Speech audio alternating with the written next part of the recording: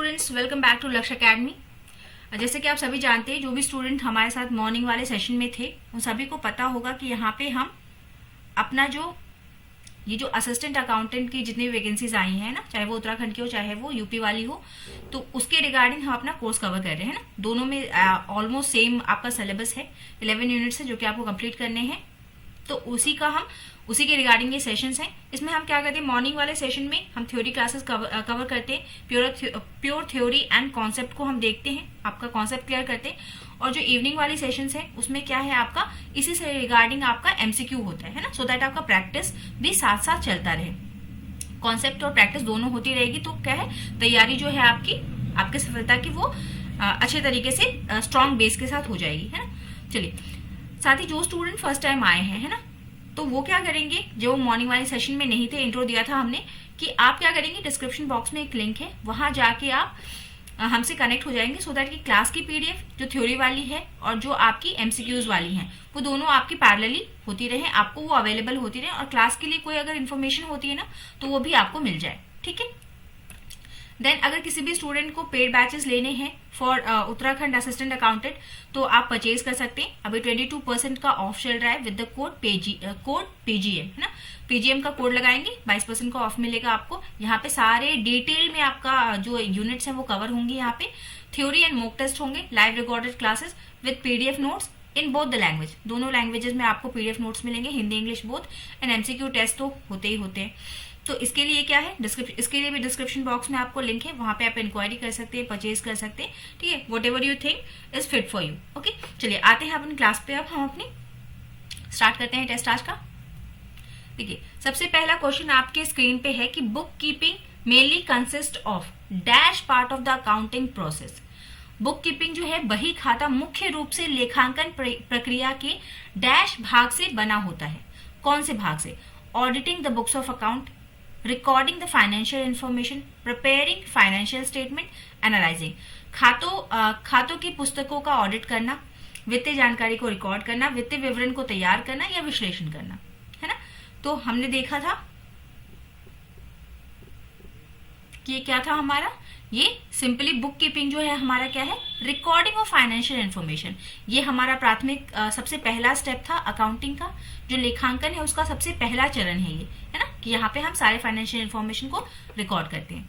Then next question करेंगे, the process of entering all the transaction from journal to ledger. Journal से जो हम laser में लेके जाते हैं तो उस प्रक्रिया को आप क्या कहते हैं? जर्नल से लेजर तक के सभी लेन देन दर्ज करने की प्रक्रिया को डैश कहा जाता है। अकाउंटिंग, पोस्टिंग, एंट्री या नन ऑफ द अबव। क्या बोलते हैं जी? दिस इज कॉल्ड आपका पोस्टिंग।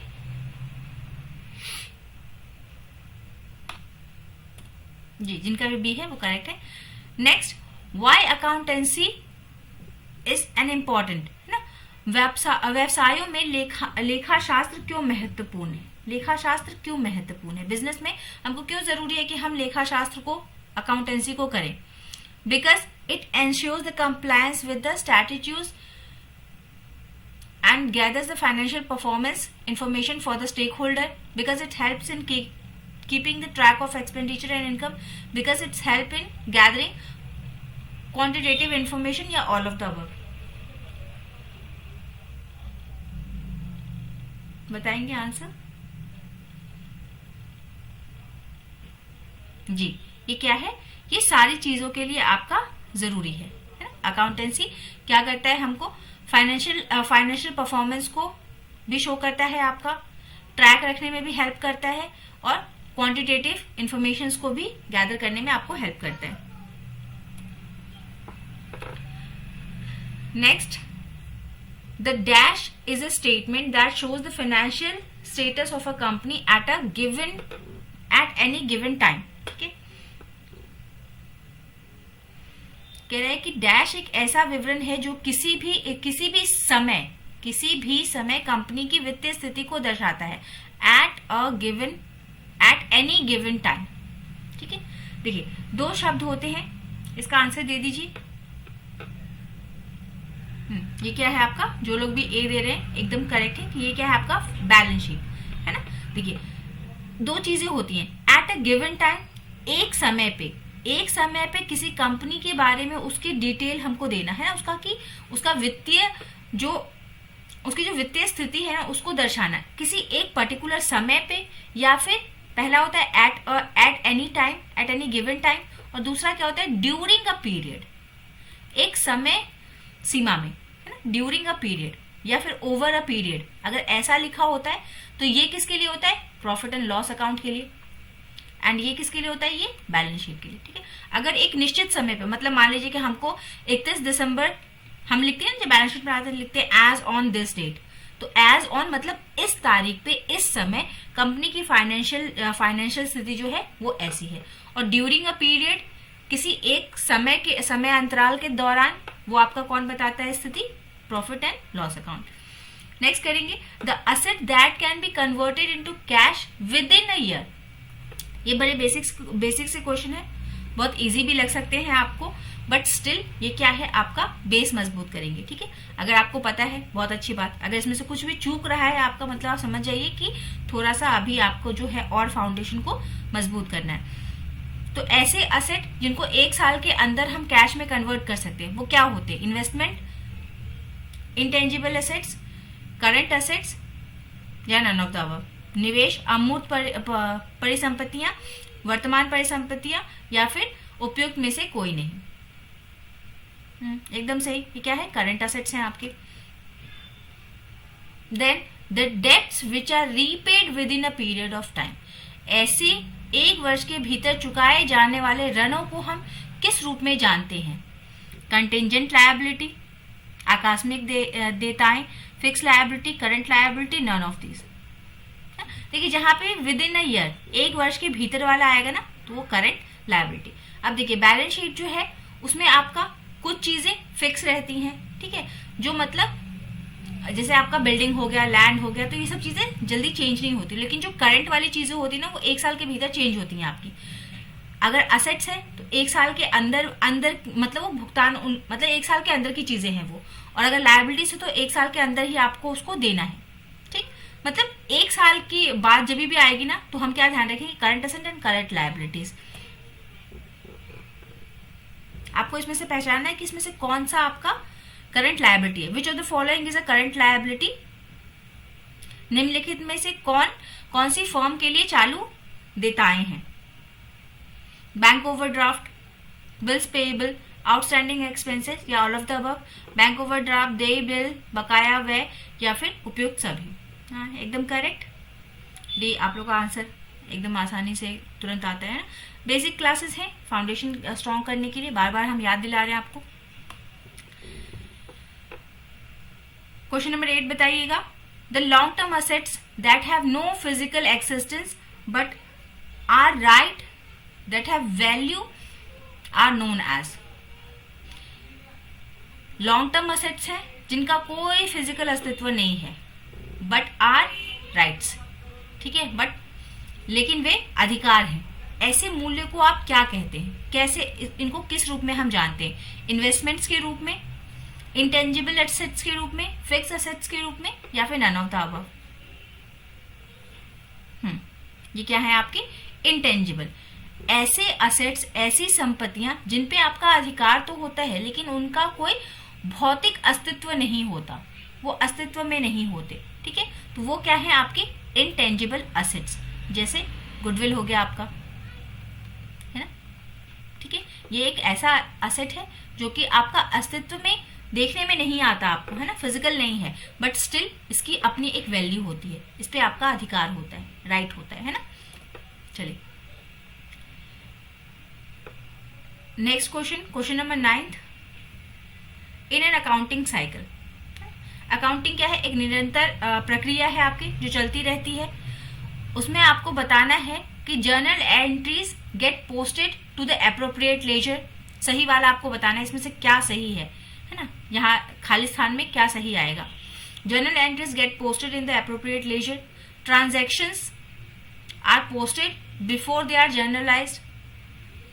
ट्रांजैक्शन को जर्नलाइज करने से पहले हम उसको पोस्ट कर देते हैं। A trial balance is prepared after the journal entries get posted.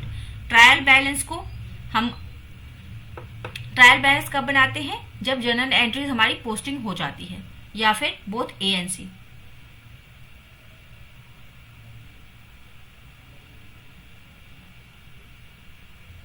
जी, जिनका भी डी है करेक्ट है, बोथ ए एंड सी। मतलब पहले जर्नल एंट्री होती है, फिर उसको हम क्या करते हैं, उसके एप्रोप्रिएट लेजर में हम उसको ट्रांसफर कर देते हैं, है ना। काफी डिटेल में हमने क्लास में किया, और ये नहीं होगा, है ना, ये गलत है हमारा।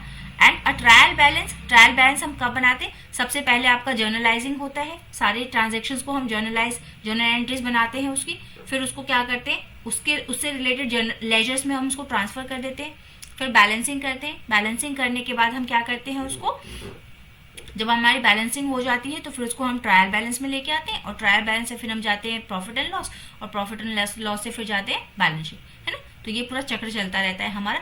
फिर से नया अकाउंटिंग ईयर स्टार्ट होगा, अकाउंटिंग ईयर भी हमने डील किया, फिर नया अकाउंटिंग ईयर स्टार्ट होगा, फिर से वैसे ही हम सब कुछ स्टार्ट करेंगे। तो it is a continuous cycle process जो कि चलता रहता है।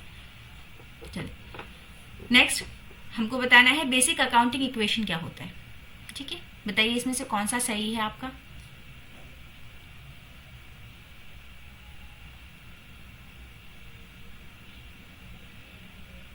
जिनका भी आंसर 1 आ रहा है ना, वो करेक्ट है। देखिए, stakeholders equity, net worth, owner equity, इसको और बहुत से नामों से जानते हैं। ठीक है, बस सिंपल आपको याद रखना है कि इक्विटी का मतलब क्या, कि जो जितना भी हमारे पास संपत्ति है, ठीक है, संपत्ति में से हमको जिसको भी जो जो चीजें देनी थी बाहर वालों को हमने दे दी, तो हमारे पास जो बचा वो हमारी इक्विटी है ना, हमारा अपना पैसा। बस इतना याद रखना है।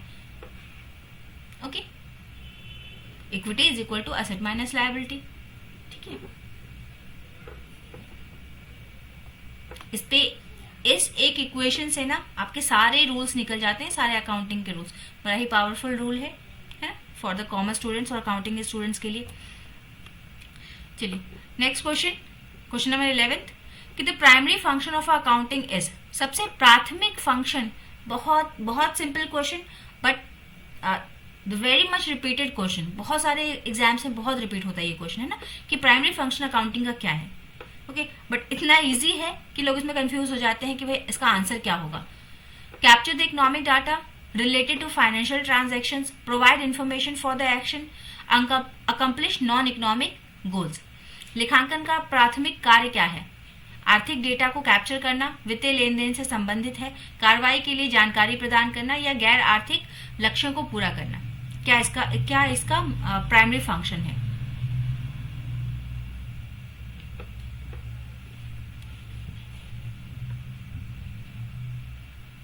जी, it is related to the financial transactions.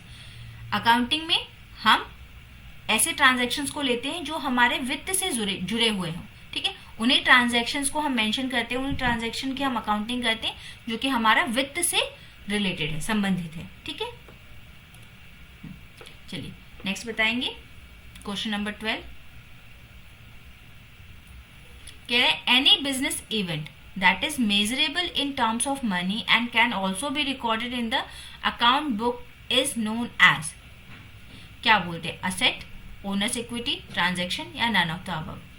कोई भी व्यवसायिक घटना जो पैसे के संदर्भ में मापने योग्य हो और जिसे खाता बही में दर्ज किया जा सकता है उसे डैश कहा जाता है, संपत्ति, स्वामी की इक्विटी, लेन देन, या फिर उपयुक्त में से कोई नहीं।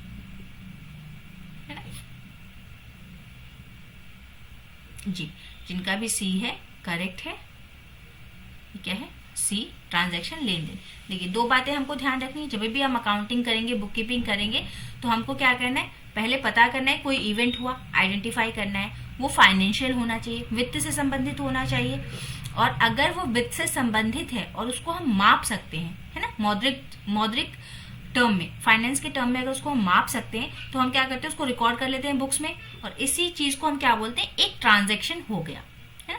मतलब अगर हमने कुछ खरीदा तो एक ट्रांजैक्शन हो, इतना माल इतने रुपए का खरीदा, तो वो क्या है, एक ट्रांजैक्शन है, उसको हम रिकॉर्ड कर लेते हैं।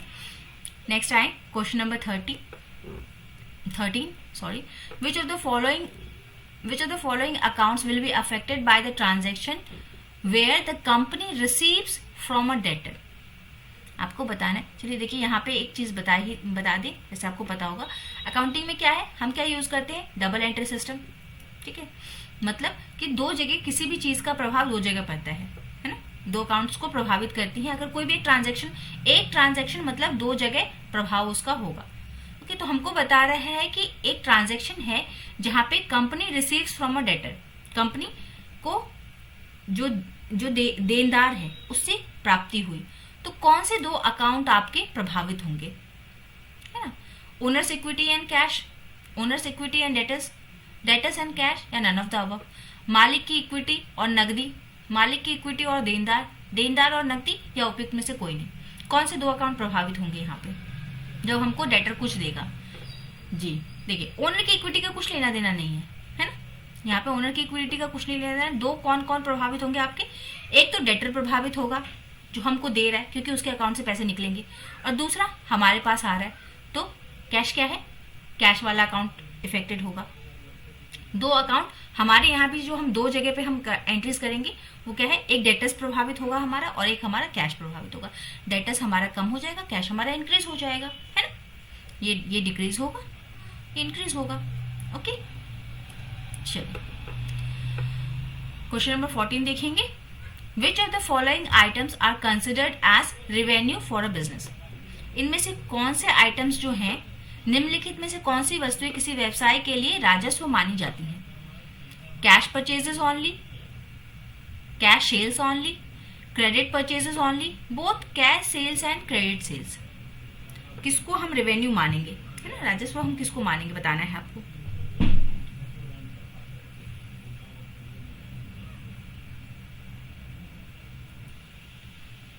देखिए, जो भी लोग आंसर दे रहे हैं ना, डी, दे आर करेक्ट कि राजस्व हम किसको मानेंगे। यहाँ पे रेवेन्यू हमारे लिए दोनों ही होते हैं, cash sales and credit sales ना, दोनों को हम अपने अकाउंट से मेंशन करते हैं। अगर हमने कैश लेकर के सेल किया है, पैसे लिए हैं, या फिर हमने उधार पे अभी सेल किया है, तो दोनों में हम क्या मानते हैं कि हमको रेवेन्यू जनरेट हो गई, है ना? अगर हम क्रेडिट वाले को नहीं मानते रेवेन्यू, तो क्या है, तो हमारे पास ये जो बैड डेट का होता है ना, बैड डेट्स के लिए प्रोविजंस करते हैं, तो ये सारी चीजें हमारे पास नहीं होती, है ना? क्योंकि हम सेल्स पे क्रेडिट सेल को मान रहे हैं कि हमारे पास रेवेन्यू आया है, इसीलिए हम उसको मेंशन कर रहे हैं ना। चलिए नेक्स्ट बताएंगे question number 15 and this will be the last question of the day. 15 questions करेंगे। चलिए बताना है आपको, the skills essential for being an accountant are. जाते जाते एक ऐसा क्वेश्चन जो आपके लिए है कि आपको क्या लगता है कि कौन सी खूबियां आप में होनी चाहिए so that you can become an accountant. आप यहाँ अकाउंटेंट के लिए ही कर रहे हैं, तो आपको बताइए, आपको बताना है कि आप में कौन कौन सी कौशल होना चाहिए so that you can become a accountant. Good communication proficiency in accounting practices, accounting practices आपको अच्छे से आनी चाहिए। Preparing financial statements, analysing data, ये सारा होना चाहिए। फिर टाइम मैनेजमेंट आपको आना चाहिए। Critical thinking, accounting organisation capacities, मतलब अकाउंटिंग को ऑर्गेनाइज करने का कैपेसिटी होना चाहिए आप में। इनमें से कोई भी गुण नहीं चाहिए आपको, या फिर only A and B are true, या फिर सिर्फ ए और बी सही है। एक अकाउंटेंट बनने के लिए आवश्यक कौशल क्या है आपके पास? अच्छे संचार, लेखांकन प्रथाओं में दक्षता, वित्तीय विवरण तैयार करना, डेटा का विश्लेषण करना, समय प्रबंधन, आलोचनात्मक सोच, लेखांकन संगठन क्षमताएं होनी चाहिए। उपयुक्त में से कोई नहीं, या केवल ए और बी सत्य है। जी, आपका ये डी हो जाएगा कि आप में ए और बी में जितनी भी बातें लिखी हैं वो सब होना चाहिए आप में, है ना? आपका कम्युनिकेशन स्किल भी अच्छा होना चाहिए कि आप जब रिपोर्ट बनाए, जब अकाउंटिंग कर ले, तो उसको आप कम्युनिकेट कर पाए अच्छे से। आपको अकाउंटिंग अच्छे से आनी चाहिए, रूल्स एंड रेगुलेशंस उसका याद होना चाहिए, है ना? आप अच्छे से कर पाते हो अकाउंटिंग। फाइनेंशियल स्टेटमेंट आपको बनाना पड़ेगा, डाटा को एनालाइज करना पड़ेगा, टाइम मैनेजमेंट होना, टाइम पे आपको बना के रिपोर्ट देना होगा। क्रिटिकल थिंकिंग होनी चाहिए आपकी कि आप अच्छा बुरा दोनों सोच सकें, है ना? और फिर आपको पूरे ऑर्गेनाइजेशन का अकाउंट मैनेज करने की क्षमता आप में होनी चाहिए। तो ये सारे आपके स्किल्स होने चाहिए, तो आज से ही डेवलप करना स्टार्ट कर दें, है ना? चलिए ठीक है, thank you everyone, have a nice and wonderful day. These are the 15 questions. आज के हमारे 15 क्वेश्चन थे। पेस थोड़ा स्लो है अभी हमारा, है ना? और हम इजी से स्टार्ट करें। We will go from the lower level to the higher level, ठीक है? हम धीरे धीरे सारी चीजों को सीखेंगे, ठीक है? बिकॉज आप भी जानते हैं कि रोम एक दिन में नहीं बना था, वैसे ही एक दिन में कोई भी एकदम पराकाष्ठा तक नहीं पहुंच जाता। ये सोच के अपना बेस मजबूत करते हुए हम स्टार्ट करेंगे और आगे डेफिनेटली जो जीत की तैयारी हम कर रहे हैं उसमें जीत लेके रहेंगे। चलिए, thank you everyone, have a nice and wonderful day.